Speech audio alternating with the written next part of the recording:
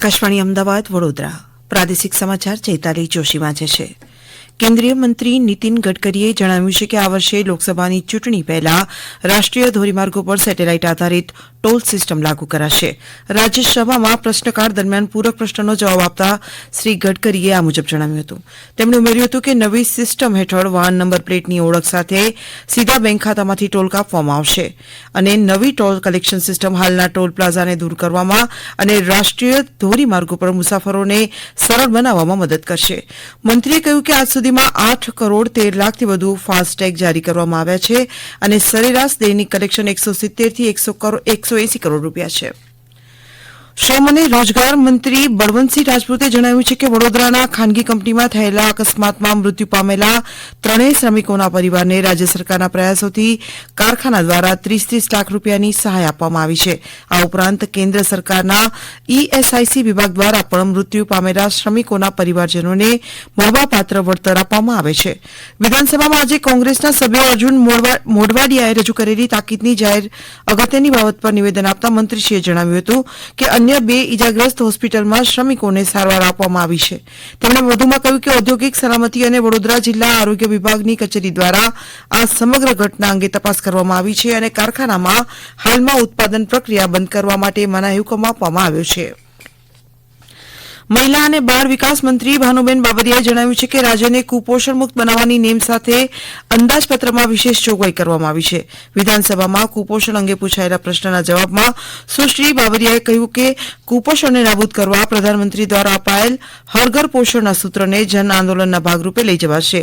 પોષણ માટે સરકાર દ્વારા ચલાવવામાં આવતી તેમણે કહ્યું કે પૂરક પોષણ યોજના અંતર્ગત 3 થી 6 વર્ષના બાળકોને આંગણવાડીમાં ગરમ નાસ્તો અને ભોજન તથા બાળકો કિશોર અને સગર્ભા ધાત્રી માતાઓને ટેકો રાશન પૂરું પાડવા માટે 878 કરોડની જોગવાઈ કરવામાં આવી છે. મુખ્યમંત્રી માતૃશક્તિ યોજના હેઠળ સગર્ભા અને ધાત્રી માતાઓને 1000 દિવસ સુધી પ્રતિ માસ પ્રતિ લાભાર્થી 2 કિલો ચણા, 1 કિલો તુવેર દાળ અને 1 લીટર ખાદ્ય તેલ આપવામાં આવે છે, જેના માટે 322 કરોડની જોગવાઈ કરવામાં આવી છે.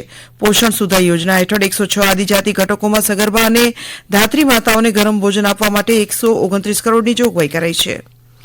મુખ્યમંત્રી ભૂપેન્દ્ર પટેલ 11મી ફેબ્રુઆરીએ રાજકોટના વિછિયામાં 181 કરોડ રૂપિયાના ખર્ચે સૌની યોજનાના ત્રીજા તબક્કામાં લિંક 4 પેકેજ 9 કામોનું ખાતમુહૂર્ત કરશે. વિછિયા તાલુકાના આસલપુર ગામ પાસે ફીડર પમ્પિંગ સ્ટેશન બનાવીને પાણી ધારેઈ ગામ સુધી પહોંચાડવામાં આવશે. ધારેઈ ગામ પાસેથી 2 અલગ અલગ પાઇપલાઇન દ્વારા આલણ સાગર અને આધિયા ડેમ સુધી પાણી પહોંચાડવામાં આવશે, જેથી અંદાજે 23 જેટલા ગામોના 45,000થી વધુ લોકોને આ યોજનાનો ફાયદો થશે. આસપાસના કુલ 5,676 એકર વિસ્તારને સિંચાઈ અને પીવાના પાણીનો લાભ થશે.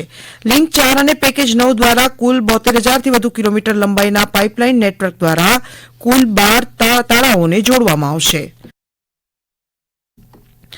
ગૌણ સેવા પસંદગી મંડળ દ્વારા ગ્રુપ એ અને બીની જાહેરાત ક્રમાંક 212-2023-24ની પરીક્ષા ફી ભરવાના સમયમાં વધારો કરવામાં આવ્યો છે. ઉમેદવારોની રજૂઆતને ધ્યાનમાં લઈને જે ઉમેદવારોની ઓનલાઈન અરજી કન્ફર્મ થઈ છે તેવા ઉમેદવારોને 7 ફેબ્રુઆરી એટલે કે આજે રાત્રિના 12 વાગ્યા સુધી ઓનલાઈન પેમેન્ટ પદ્ધતિથી ફી ભરી શકશે.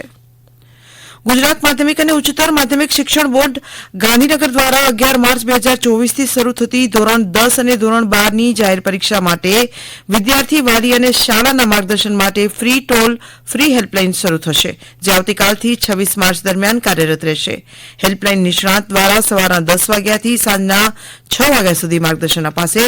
હેલ્પલાઇન નંબર છે 1800-233-5500. ખેલ મહાકુંભ ભાવનગર જિલ્લા સ્કેટિંગ ચેમ્પિયનશીપમાં ડોક્ટર માધવી ઓમ ત્રિવેદીએ બંને ઇવેન્ટમાં પ્રથમ સ્થાન મેળવીને રાજ્યકક્ષા માટે પસંદગી પામ્યા. સ્પોર્ટ્સ ઓથોરિટી ઓફ ગુજરાત દ્વારા યોજાયેલ ખેલ મહાકુંભ અંતર્ગત જિલ્લા કક્ષાએ સ્કેટિંગ ચેમ્પિયનશીપમાં ઓપન એજ ગ્રુપની 500 થી 1000 મીટર એમ બંને ઇવેન્ટમાં સ્ટેટ સ્કેટિંગ પ્લેયર અને ભાવનગરની તબીબ ડોક્ટર માધવી ઓમ ત્રિવેદી પ્રથમ સ્થાન પ્રાપ્ત કરી રાજ્યકક્ષાની સ્પર્ધા માટે પસંદગી પામ્યા છે. તેઓ આગામી સમયમાં રાજ્યકક્ષાની ખેલ મહાકુંભમાં રમવા જશે. મહેસાણા જિલ્લામાં પ્રથમવાર પ્રાકૃતિક ખેત પેદાશોનું વેચાણ કેન્દ્ર આવતીકાલથી શરૂ કરવામાં આવશે. અમારા મહેસાણા જિલ્લાના પ્રતિનિધિ જયંતિ ચૌધરી જણાવે છે કે ધોબીઘાટ વિસ્તારમાં આવેલા ખેડૂત તાલીમ કેન્દ્ર ખાતે ખેડૂતો પ્રાકૃતિક ખેત પેદાશોના સ્ટોલ ઉભા કરશે, જે દર ગુરુવારે ખુલ્લા રહેશે. મહેસાણા આત્મા કેન્દ્રના પ્રોજેક્ટ ડાયરેક્ટર લક્ષ્મણ ચૌધરીએ જણાવ્યું હતું કે જિલ્લાના પ્રાકૃતિક ખેતી કરતા ખેડૂતોને યોગ્ય બજાર તેમજ ભાવ મળી રહે તે માટે આ વેચાણ કેન્દ્ર શરૂ કરવામાં આવશે.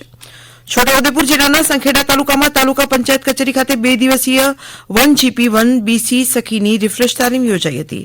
અમારા છોટાઉદેપુર જિલ્લાના પ્રતિનિધિ રાજેશ રાઠવા જણાવે છે કે નેશનલ રૂરલ લાઇવલીહુડ મિશન અંતર્ગત ગ્રામીણ સ્વરોજગાર તાલીમ કેન્દ્ર, બરોડા સ્વરોજગાર વિકાસ સંસ્થાન કેન્દ્ર, બેંક ઓફ બરોડા દ્વારા અંતરિયાળ ગામોમાં જ્યાં બેંકની શાખાઓ નથી ત્યાં એક ગ્રામ પંચાયત દીઠ 1 BC એટલે કે બિઝનેસ કોરસ્પોન્ડન્ટની નિમણૂક કરવા માટેની તાલીમનું આયોજન કરવામાં આવ્યું હતું. આ તાલીમનો મુખ્ય હેતુ બહેનોને ગ્રામ્ય કક્ષાએ તાલીમ આપી રોજગારી પૂરી પાડવાનો હતો. આકાશવાણીના અમદાવાદ વડોદરા કેન્દ્ર પરથી પ્રાદેશિક સમાચાર પૂરા થયા. વધુ સમાચાર આપ અમારી વેબસાઇટ newsonair.gov.in/ગુજરાતી પર વાંચી શકશો.